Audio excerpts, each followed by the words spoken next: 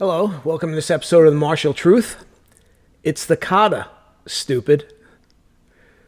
So before we move on with that, a couple of things. By the time this comes out, we'll probably have hit 13,000 subscribers. So I want to thank all of you for that. I mean, my little martial arts channel here continues to grow. Very appreciative of everything you guys do. We're currently at 110 members. Probably next month, we're going to do a live event where you'll be able to ask questions during the event. I'm just trying to pick a day. I'm thinking probably a Saturday afternoon would probably be best.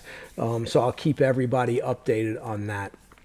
As always, if there's topics you want to see, if there's a particular video you'd like to see me put out, please reach out, email, comment. They're all good.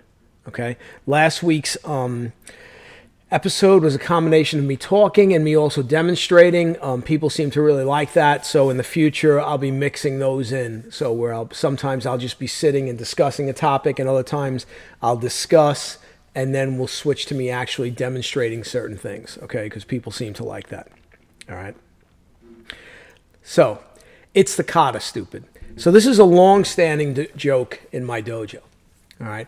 It started out initially as a reference that the military uses, which is the K.I.S.S principle. Keep it simple, stupid. Right? Everybody wants to complicate things and make things difficult. Well, in the world of combat, it's often the best is to keep it simple and to not overthink it, overdo it, overcomplicate it. All right. The way this joke came about is I'd show a fighting technique, right? And people would like the fighting technique in the dojo. And then they'd practice it with their partner. And then when they came back, I'd say, what kata is this from? And they'd kind of look at me. And a lot of times they weren't sure. And then I'd show them the move from the kata. And they'd go, oh, almost like like dumb, stupid. I should have seen that, right? So I don't know if it was me or someone else that eventually coined the phrase, well, it's the Kata Stupid. Meaning, look at the kata for a lot of the answers you need, okay? These men that created these kata, these templates of which they are, and when we say the word kata, it's forms, so we can interchange them, forms, kata, same thing. Prearranged movements in a pattern to train us how to fight. Okay, so they're nothing more than a template of techniques put in a sequence that we can practice. Now, what's great with the kata is we can practice them full power, full speed. We don't have to worry about hurting anybody. We can really let it go. So we get to work on our cardiovascular, our power generation, our structure of our bodies to be in such perfect alignment that we can generate that tremendous speed and power. So the actual practice of the kata is very important if you're practicing it with those goals in mind. If you're practicing the kata to look good for judges, yeah, this podcast is probably not going to thrill you too much, because I want the kata to train me to be able to fight, to be able to move, generate speed, generate power. All right. I want the kata to teach me combat principles. Okay. These men that created these kata were brilliant. All right. So I'll sometimes teach a concept. So for instance, I have a drill I do in the dojo, a multiple attacker drill, where we train in a way where you're fighting more than one opponent. It's not the Jiu Kumite type where you're fighting two opponents at once with a referee. No. This one is to train you. You start off, you're in the middle between the two opponents, and it's train you to move in multiple directions, and your opponents move around you, okay?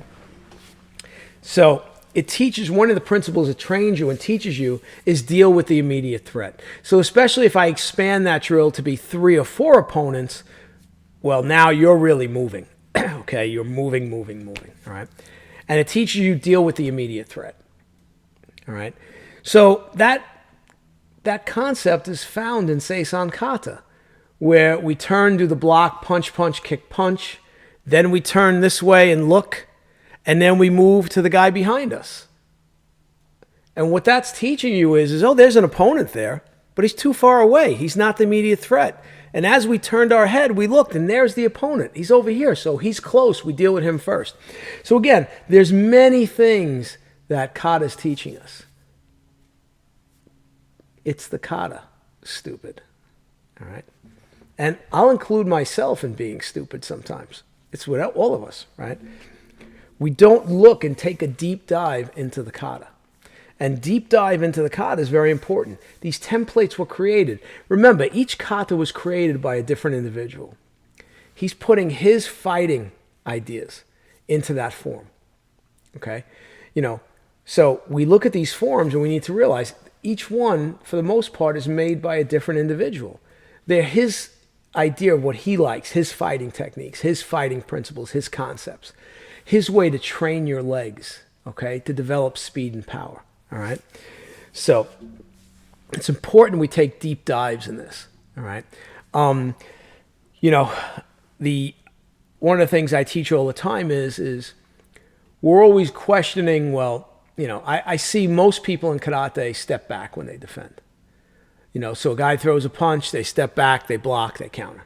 All right. Never going to work in combat. You block, he's immediately throwing the other hand. Now you're moving backwards, you're on your rear foot, you're in big trouble. Okay?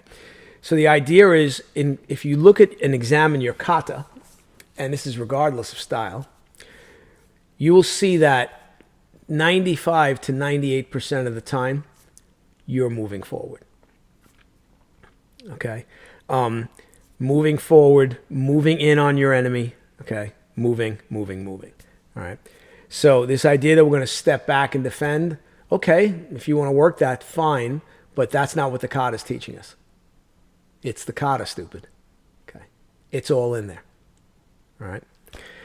A lot of people practice the kata very sedentary, right? They don't push off and move into the opponent, explode into the opponent, which is what you're going to have to do in an actual fighting situation. Again, the kata teaches us this. So you shouldn't just practice kata one way. You should practice it many ways. So sometimes you practice it where it's a little more static. Other times you should practice it where you're moving in dramatically, like exploding into the movement. Okay? Very, very important. All right? The concept of moving in, I can't emphasize enough. It's in the kata. It's in all the kata. Virtually all the kata, we're constantly moving in. We're virtually never taking a step back. Okay, so why did these guys put that in there? They're telling us what to do. They're explaining to us what to do. Now, obviously, in the sport context of martial arts, this doesn't matter. Because I constantly see, when I see two guys sparring, I see a constant jumping back in and out, okay? And that's great. You can get away with that in sport. But in real martial art, the concept is once you're on the person, you don't back out. You stay stuck with them until they're eliminated as a threat, all right? So another thing with kata. The idea of continuous fist, where we take maybe 3, 4, 5, maybe even 6 moves and use those moves on the same opponent after his initial attack. So you see this in the opening of Seisan. We come out, we block his punch, we hit him with 3 punches. Now people say, oh, you're blocking here. No, this is a strike. Could it be a block? Yeah, but strike. Now you turn around, do the double shuto. Okay, oh, that's blocking 2 kicks. Utter nonsense. That's striking him, turning him, throwing him to the ground. So I've used 3 or 4 or 5 techniques on the same opponent. It's teaching you, the kata's teaching you, once you get in, once you hit him with that initial strike, you don't stop until he's no longer a threat. It's the kata, stupid. Okay? When I initially started training, I was trained to step back and block. The first person I trained with, that's what he taught a lot. Okay. Later on, he teaches you to go to the outside, which is better. The best is going straight in on the enemy, but it's the most difficult. That's why most people don't do it. That's why most people teach go around, go to the outside, which is good. There's nothing wrong with that. But going to the outside, your opponent can track you with his eyes. So he can track that movement. When you come straight down his center line, deal with his attack, and counter with your attack at the same time as he's attacking you, his eyes are trying to focus on you. His eyes actually cross a little bit. The brain has a very, very hard time comprehending what's going on. So you're confusing the brain dramatically. This is built into the kata training, if you look for it. It's the Kata Stupid. We want to look everywhere else for the answers to things, right? But so much is in the kata. So for instance, I often ask, what came first? I'll do a seminar. What came first, the kata or the basics? Virtually everybody says the basics.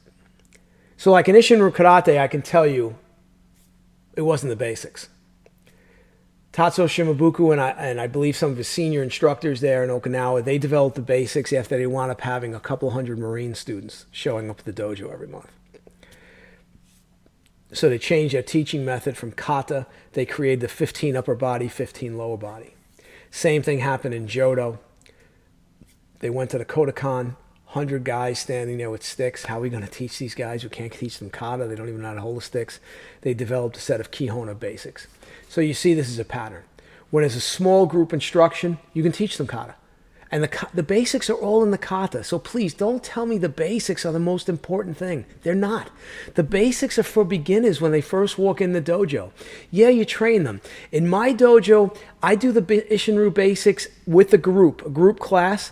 I maybe do them every 4th or 5th class. In my New York school where I had a lot of different black belts teaching, right? You know, one guy, he really liked the basics. So when he taught the class, he'd always do basics to start the class. Fine. But then the next black belt would teach the next class, right? And he wouldn't do the basics. He'd go right into something else.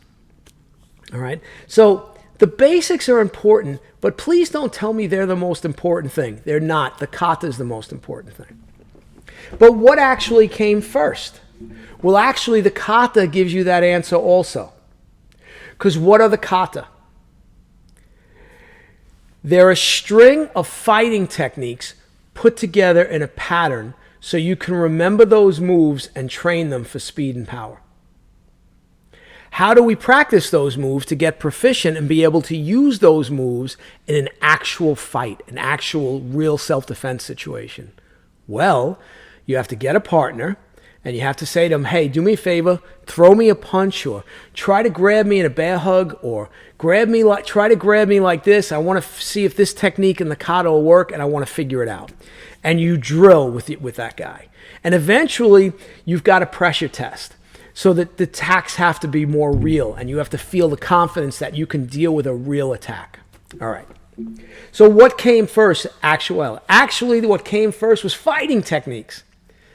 So me and you get together and we just drill fighting techniques. Drill fighting techniques, drill fighting techniques.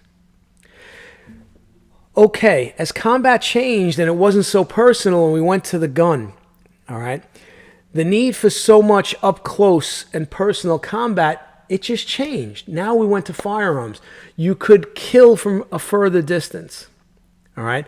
So that's why in the military, the actual empty hand aspect of fighting isn't as important as the weapons aspect. I mean, they're spending a lot more time on the weapons than they are in terms of the empty hand. Because in the military, what are you going to use? You're going to use the rifle. You're going to use the pistol. You're going to use the knife before you're going to go empty hand. Empty hand's your last line of defense. It's the same thing in the ancient Japanese Koryu. Those kata, right, are all, for the most part, are partner. So the guy attacks you with the weapon, you counter with your weapon, that's how you train. So you're training that old method, but now they're two-man kata. They're two-man kata, but you're working on the timing, you're working on that, right? So there's nothing wrong, like in karate, creating two-man kata where you're working on, but it has to be realistic. Not the sport yakusoku kumite. Not the yakusoku kumite I see where the guy throws the punch, you step back and block. Now you step in and punch, he steps back and block. Waste of time. Total waste of time. You want to do it? Go right ahead. It is not helping you at all to be able to defend yourself. You want to work yakusoku kumite where he attacks, You counter at the same time as you're blocking or parrying or moving, right? You're striking him and finishing him. Now you reset, you do the next kumite drill. Very similar to the motobu techniques, right? The only thing with the motobu techniques is he's not finishing him up by maybe taking him to the ground or gaining control of him, but that's fine. The techniques are still designed to take the opponent out. He attacks with one strike, you're countering with multiple strikes, which is something else that kata teaches you. We'll use seisan again. It's the most common kata. We block, 2 punches, kick, punch. Okay? So, again, when I first started in Ishinryu, I block his punch. Now he blocks my 2 punches. Utter nonsense. Now he blocks my kick, and I double down on my fast final punch, and I get him with that. Utterly ridiculous. I'm blocking. I'm hitting him with those 2 punches. I'm kicking him, and then I'm finishing him with the final punch. And you can watch one of my application videos, and you'll see different bunkai that'll demonstrate this. All right? So again, it's the Kata Stupid. We've joked in New York for years. Now jokes come to Arizona, that I should get a t-shirt made up that literally says, it's the Kata Stupid. All right? If you think that'd be a good shirt, let me know. I could add it to the store. All right? The kata teaches us so much about combat and fighting, but we need to realize, so the first thing that happened was fighting techniques. Then some master decided, you know what? I want to preserve my fighting techniques, so I'm going to create a form, a pattern, that they can pull these individual techniques out and work them against a partner. All right? Modern application of this is the Taiji straight sword, the Chinese straight sword. The straight sword was always practiced, was always partner work. Partner, partner, partner. Okay, not using the straight sword anymore in combat. Now we're using guns, right? So they decided to codify the movements into a form. So now you have the Taiji straight sword form. So this is the Taiji straight sword form is only around since the early 20th century. Okay, it's only around since then. So we see this pattern.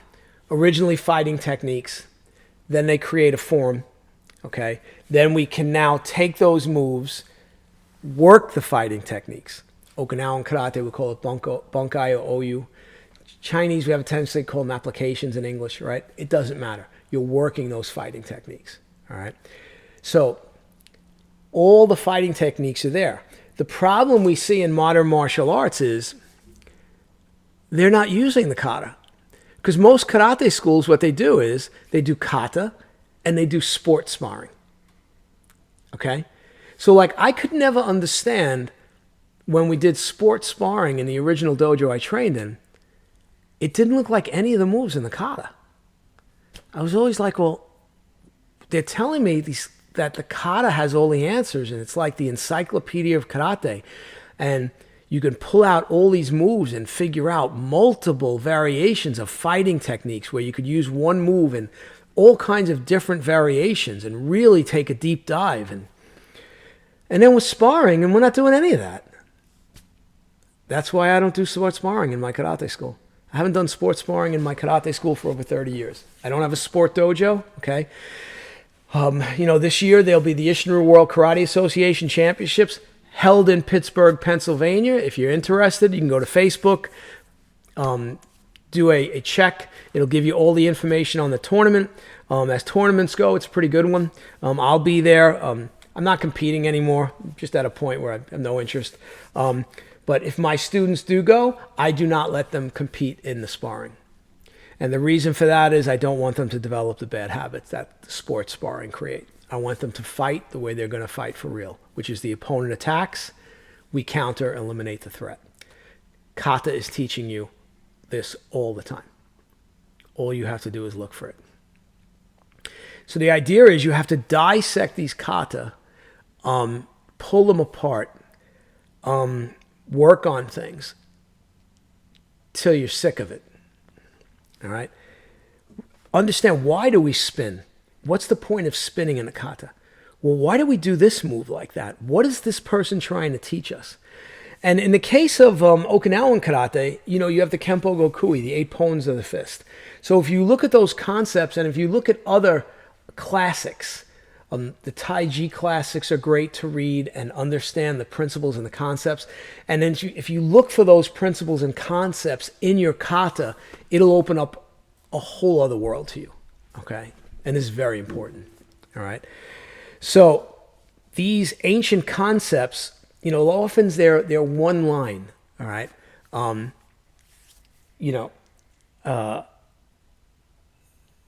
Something along the lines of, the manner of drinking and spitting is either hard or soft. And people hear that and go, huh? Right? But the masters put this in there. It's up to us to figure it out.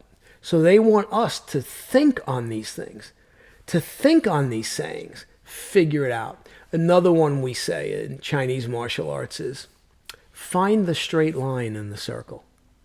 Huh? Okay, right? So it's the unbroken line of power in the human body. If there's a break in the line, that's where your power leaks out. That's where you have a problem, okay? So these sayings aren't just fortune cookie sayings that sound cool. They have deep meanings, but you have to figure it out. Now, if you have a teacher that's already gone through that and he's kind of understood them, he may say to you in a class, I want you to think about this, and next class, I want you to tell me what you think it means. It's a great exercise, all right? So, but with the kata, all right, many of the answers are found in the kata, okay? So same thing. You're working the kata, you take the move in the kata, and now you decide to work that move on a heavy bag or a makiwara, all right?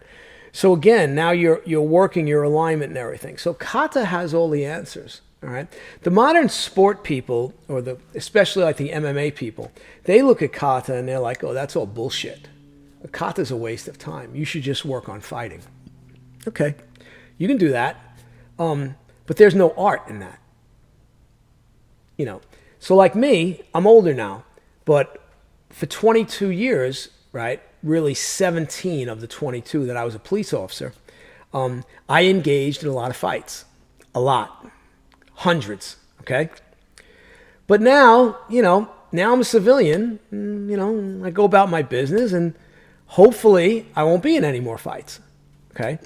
So why still practice martial arts? Well, because there's an art aspect to it. This is another aspect of the kata.